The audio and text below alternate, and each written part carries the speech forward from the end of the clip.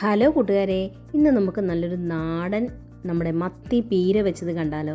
ശരിക്കും നല്ല ടേസ്റ്റിയാണ്. ഒരു പ്രാവശ്യമെങ്കിലും ഇതുപോലെ ഒന്ന് ട്രൈ ചെയ്ത് നോക്കട്ടോ. അപ്പോൾ നേരെ വീഡിയോയിലേക്ക് പോകും.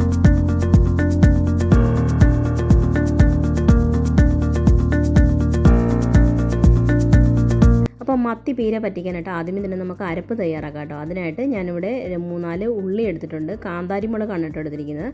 പിന്നെ ഒരു 1/2 ടീസ്പൂൺ മഞ്ഞൾപ്പൊടിയും 1/4 ടീസ്പൂൺ ഉലുവയും പിന്നെ ഒരു ചെറിയ കഷ്ണം ഇഞ്ചിയും കുറച്ച് കറിവേപ്പിലയും കൂടി നല്ലതുപോലെ അമ്മിക്കല്ലിലിട്ട് അരച്ചെടുത്തിട്ടുണ്ട്. അരച്ചല്ല, ചതച്ചെടുത്തിട്ടുണ്ട്. നല്ലപോലെ അരയ്ക്കരുത്, ജസ്റ്റ് ഒന്ന് ചതച്ചെടുത്തിട്ടുണ്ട്.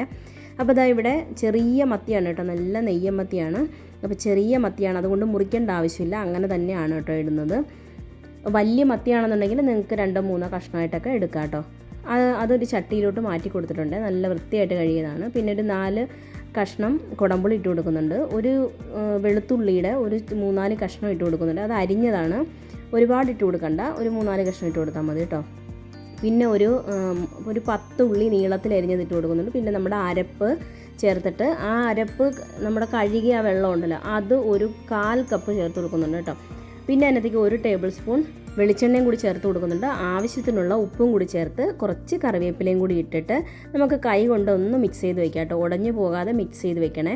ജസ്റ്റ് ഒന്ന് മിക്സ് ചെയ്ത് വെച്ചാൽ മതി. ഇതിനകത്ത് ഓവറായിട്ട് വെള്ളം ഒഴിക്കരുത്, കാരണം നമ്മൾ മീനിൽ നിന്ന് വെള്ളം ഇറങ്ങി വരും, തേങ്ങയിൽ നിന്നും വെള്ളം ഇറങ്ങി വരും. അതുകൊണ്ട് ഒരു നുള്ള ആ കഴുകിയ വെള്ളം മാത്രമേ ചേർത്തിട്ടുള്ളേ.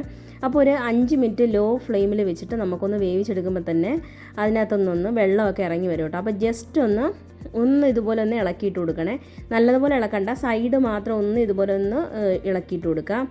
നടുക്കും ഒന്ന് ഇളക്കിയിട്ട് കൊടുക്കണേ. അത് കഴിഞ്ഞ് നമുക്ക് അടച്ച് വെച്ചിട്ട് ഒരു 10 മിനിറ്റ് മീഡിയം ഫ്ലെയിമിലിട്ട് വേവിച്ചാൽ മതി. അത്രേ ഉള്ളൂ.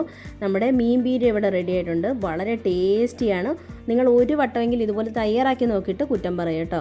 അപ്പോൾ എല്ലാവരും ട്രൈ ചെയ്ത് നോക്കുക. നല്ല ടേസ്റ്റി ആയിട്ടുള്ള നമ്മുടെ നാടൻ മത്തിപ്പീര ഇവിടെ റെഡി ആയിട്ടുണ്ട് കേട്ടോ. വളരെ സിമ്പിളാണ് തയ്യാറാക്കാൻ. ചിലരൊക്കെ ഇങ്ങനെ തന്നെ ആയിരിക്കും തയ്യാറാക്കുന്നത്. അപ്പം അങ്ങനെ അല്ല തയ്യാറാക്കുന്നതെങ്കിൽ ഒരു വട്ടം ഇതുപോലെ ഒന്ന് ട്രൈ ചെയ്ത് നോക്കൂ കേട്ടോ. നിങ്ങൾ ട്രൈ ചെയ്ത് നോക്കിയിട്ട് കുറ്റം പറയും. ഇല്ലാന്നുണ്ടെങ്കിൽ നമുക്ക് ഇങ്ങനെ കാണുമ്പോൾ എങ്ങനെയാണ് മനസ്സിലാകുക. അപ്പോൾ എല്ലാവരും ട്രൈ ചെയ്ത് നോക്കൂ കേട്ടോ. പുതിയൊരു വീഡിയോ ആയിട്ട് വരുന്നതിന് വരെ താങ്ക്സ് ഫോർ വാച്ചിങ്.